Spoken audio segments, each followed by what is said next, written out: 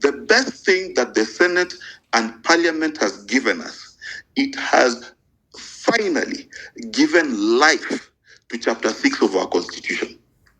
That the statements that our leaders make actually matter. And I can tell you how much they matter. They matter in the sense that some of us have moved our assets out of this country because we are not shareholders. So you feel more welcome in Tanzania, Uganda, and Congo than you feel in your own country.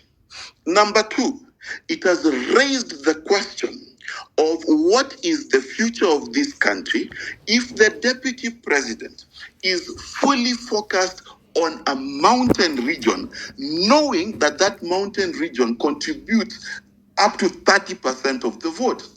Then the rest of us are left to ask ourselves, not only what is our opportunity, but what is the opportunity of our children. Many people have misunderstood the message that was coming from the Gen Z. That message was this: better governance and tribeless. That is the most important message that even ODM, UDA, the president, Raila Odinga, and others understood. That we can no longer live in a... We simply do not belong because of our tribe and how our tribe's mates voted. This issue is no longer a partisan issue. It is no longer an issue of UDA versus ODM, Kenya Kwanza versus Azimio. It is an issue upon which all of Kenya should join together in agreeing. In fact, in my view, I kept wondering to myself, the people who defended the DP, and I'll not go into the statistics of it, you can check and see who. The defense, was it based on the fact that he was competent, or the fact that his last name is close to your own name, your cousin's name, or your uncle's name? Even our sympathies, our decision in terms of what is wrong and right is being deflected and infected by the disease of shareholding. We need to get to a point in this country where the standard of losing leadership is as low as it is in Singapore, as low as it is in Japan. Say that you have intentionally made sure that the State House of the Republic of Kenya is exclusive of certain people who did not vote for you. Makes you ask the question, is the state for some or is the state for all? The State House is not called Government House. It means the people who contribute to the status quo that is the Republic of Kenya, whether they voted for you or not, have as much access as everyone else. And for me, and I'm not ashamed to say this, I was among the happiest people to see our parliament as a whole finally hold the presidency to a higher standard, not just in terms of corruption, not just in terms of illegal deals, but in terms of what is the message that you as a leader represent to the rest of Kenyans. That standard needs to be applied not only to Rigathi Gachagua, but it needs to be applied to leaders today who try to push a shareholding narrative, but needs to be applied as a standard, as a golden standard, to hold every leader who takes office in this country to, one, be blind to tribe, and two, to know that the shareholding of this country is divided by 50 plus million people, with a few million yet unborn. Thanks. Thank you, Mark. Mark, you are very honest people. Someone is speaking? Yeah, Mijungu, can I kindly go next after Bichachi? Who is speaking? Badas. But as we will give you an opportunity, unless there's something pressing that you really need to talk. But okay, I'll skip my minutes to give you. Go ahead. Thank you very much. I'll only take a minute. It is quite sad that as patriots, we still continue hiding beyond passionate appeals and big English words. We all know what our problem is. Rigathi impeachment, as we all know, is a facade. All the grounds for impeachment don't hold water. The reality of the matter is that as a country, as sad as it may seem, we are a shareholding company, as the DP correctly put it, because of the following reasons. One, it is the president, the National Assembly Speaker, and Amason Kingi who appended their signatures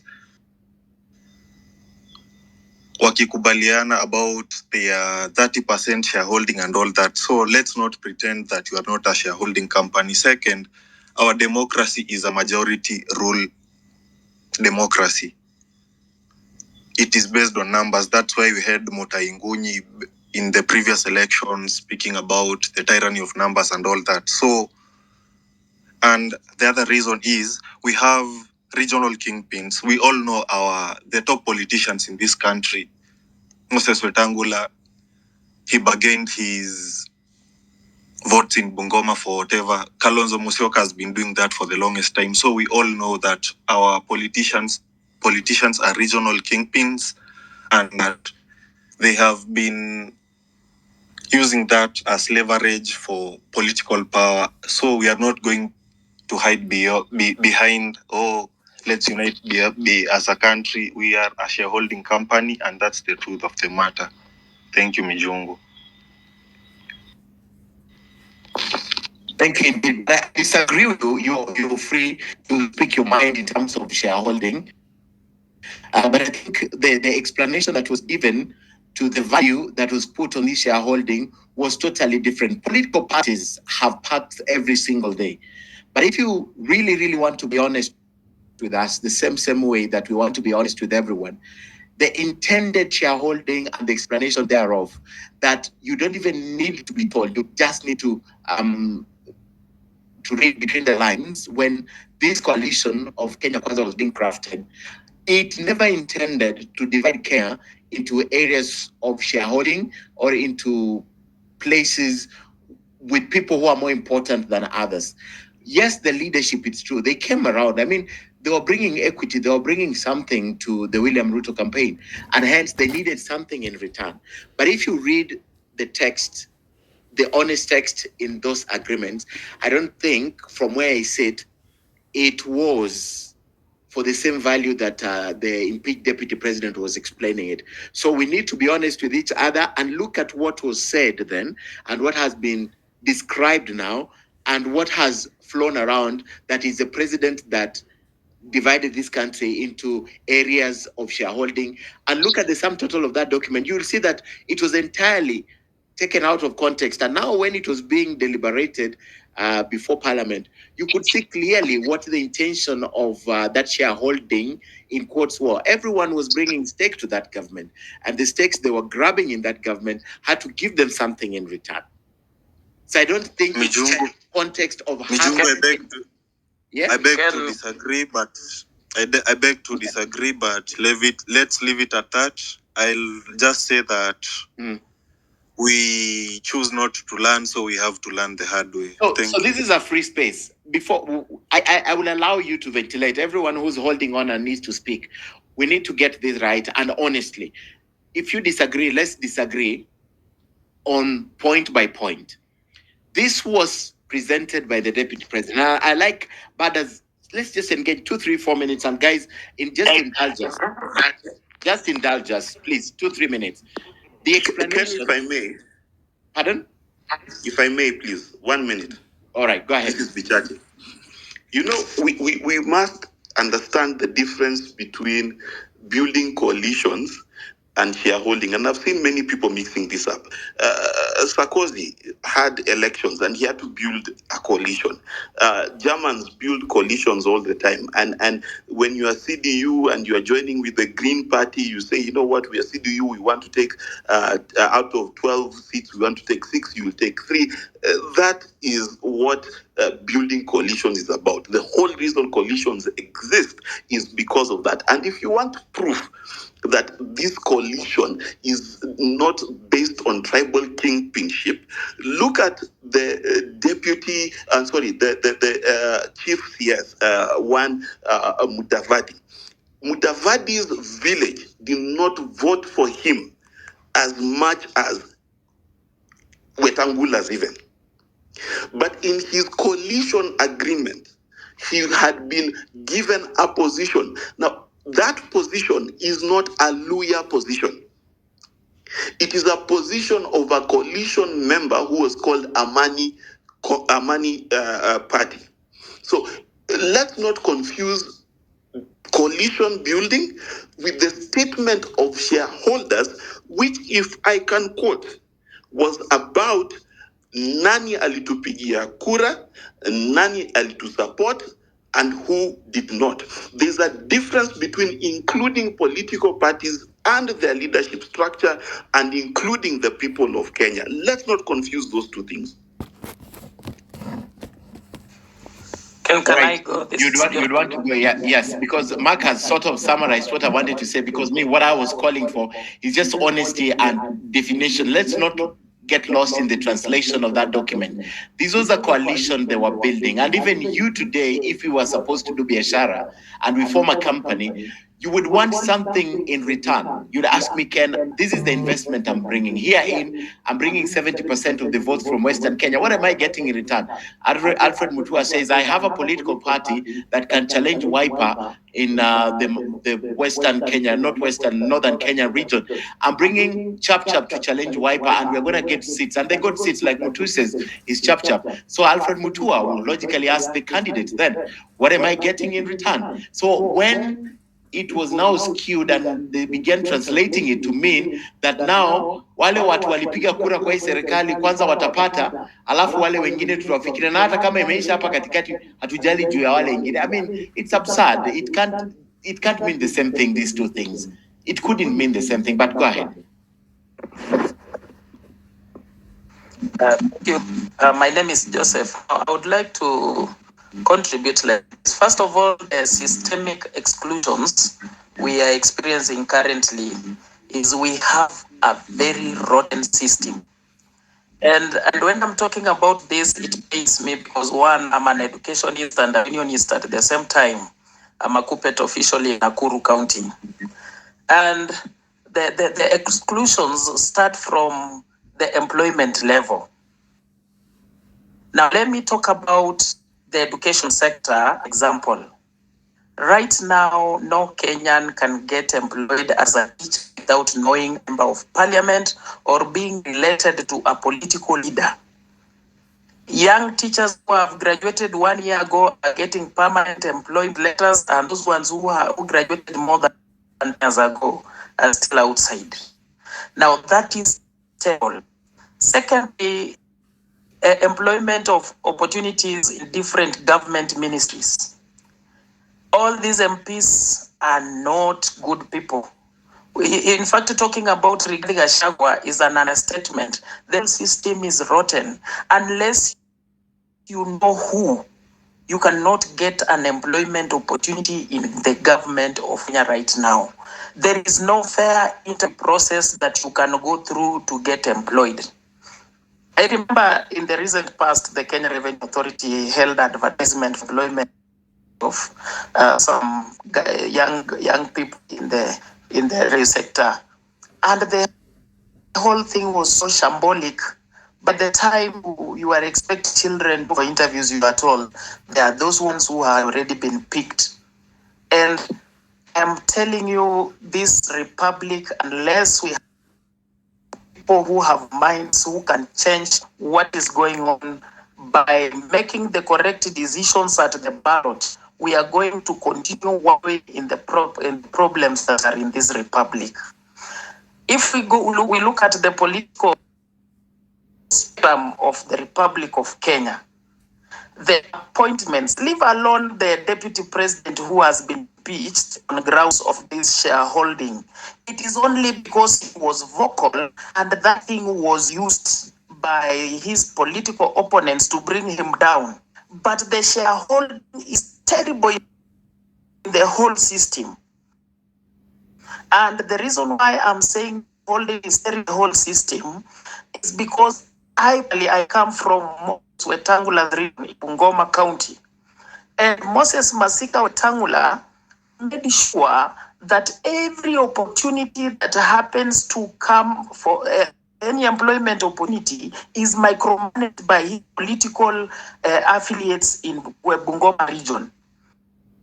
And even the employment in the military, in the police, guys are the ones who have taken charge of it. You cannot have a child get employment fairly, even in the process. By having the talent of speed running, by having the academic pass, will be excluded on very flimsy grounds because there will be those who will have given out cash. So we have a rotten system. Look at the way those of us who are employed, some of us are the heaviest taxpayers. And right now, says when you look at housing levy, you look at the SHA, you look at the income we pay, NSSF, we can name them. And then it comes to our children going to school. We are being told that we will go to band 1. Are we supposed to suffer as we will go to band 5? Are we supposed to suffer as Kenyans just we are employed? That is exclusion. Why be having bursaries? And this one has been a discussion within the Republic. Why should we be having bursaries and yet bursaries, and then we have CDF bursaries, we have county bursaries, and yet our children cannot go to school? I am looking at, there is a child I have been helping with a certain clique of alumni, and we were trying to contribute some money to educate this child through high school, and we managed. But when he went to the university, this young man was placed in band 5. We are unable to pay fees for him.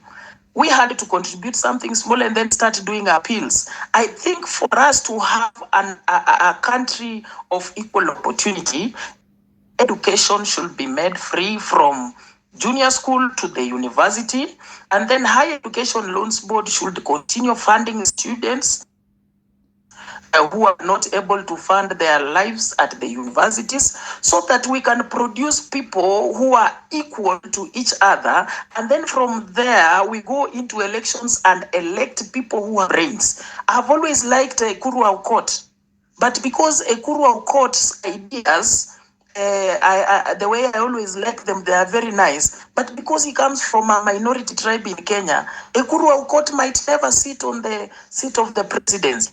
So my contribution is systemic exclusion from development is not even at the heart of tribalism. Tribalism is just amalgamating the whole issue. This systemic exclusion is being brought forward by the politicians themselves.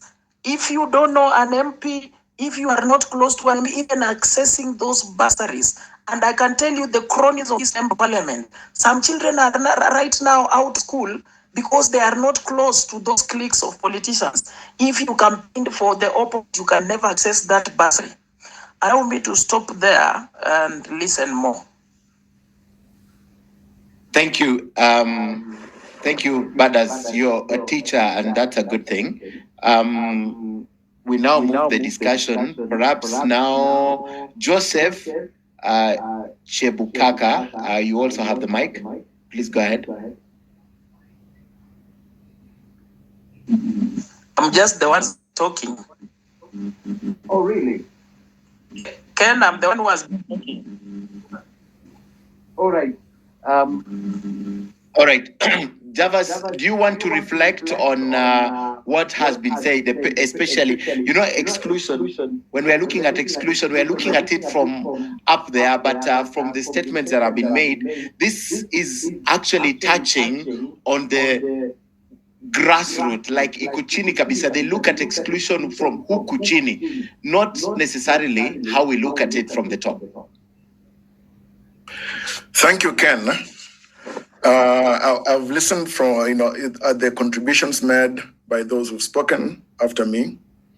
I agree, yes, with the sentiments and the capping made by Benji, Mark Bishashi. There is a gentleman, I think, called Baders, who's spoken, and of course, he came in from an angle about only Rigiji. But I think it may be best appreciated that when we are in spaces such as this, it is not about looking at it from a linear perspective of whoever's political leanings. I gave my thoughts and reflections from a very historical and up to current or ethical basis of the shareholding with particular focus on Kenya. I looked at particular tools of analysis on issues of the politics since independence to date. And if Badas, I don't know whether he had joined by the time I was starting, if he was to look at the 5 tools of analysis that I used to reflect, then I'm sure that I would not have ended up on issues of Rigathi alone. Though in matters of contextualization, Rigathi Gachagua, with the current predicament he's facing and the current politics of our country, then, as I said sometime, he's the fine-tuning aid on the politics of the day when it matters shareholding, because actually he made it more prominent. Joseph's mic is on. He needs to switch his mic off. Sorry. Joseph, switch your mic off. Joseph Chebu Kaka. Yeah. I have switched it. Mute your mic, Oh, Joseph. thank you. Mute your mic, please. Yeah, so I would say that the patrimonial dichotomy of shareholding and non-shareholding politics in Kenya and our state, our nation state, it is a deliberate politics of those or of the political elites. And regardless of the kind of structures we put in place, I gave the example of the Constitution of Kenya 2010 and devolved governance. When you look at it, even that the president must get more than 50% of the counties, including 50+1, to be sworn in as president, it means you must carry more than half the country rather, and lead it as a statesman. And so it is even with the governor, with the wards in a particular county. And that's why I would say that the provenance of national cohesion is inclusion. Without absolute and deliberate inclusion at all levels, the issue of national cohesion becomes only an issue that is mouth deep, that cannot be achieved because of leaving others behind. The other thing, for example, if we're to look at the politics of, and where everybody has used the example of Rigathi, I appreciate using it too, that had it not been the pushing of the ideology of shareholding, he may not have been considered the black sheep. And so he became a black sheep because of pushing that kind of politics in a legal and policy framework of the current constitution. If at all he had done that, for example, before 2010 constitution, it would have been easy to understand him. And so I think I just want to encourage that as we reflect on this, it's better that we look at it from multiple angles for purposes of enriching the debate. I thank you, Ken. Thank you, Javas. And I'm hoping we can enrich it further by getting more sentiments from more of the listeners. we have a Ken, data if I may? analyst. Pardon? If I may just contribute two things. This is Mark. Yes, Mark, go ahead. Then we can have after Mark, there's a data analyst who's just sharing with me in my inbox that there is a lot that can be backed by data on the ground in terms of the inequalities. I have given you the mic. Just accept, then you can talk after Mark. So Mark, go ahead. All right. Thanks a lot. There's something that Kenya has done for a long time, and that's been the question of asking whether do we lack systems or do we lack roads and things like that. Kenya is a very, very infrastructure and outside hardware focused country. One of the things that we don't do as this country is ask ourselves, who are we? What do we want to be? What do we mean?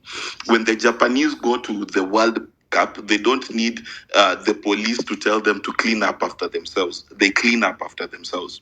But Kenyans, you don't need the police for us to overlap and do all manner of unsanitary things in this country.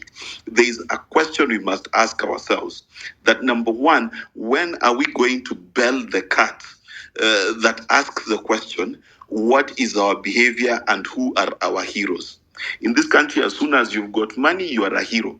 And if corruption makes you a hero in your village or to your people, then the system you are in or under does not matter.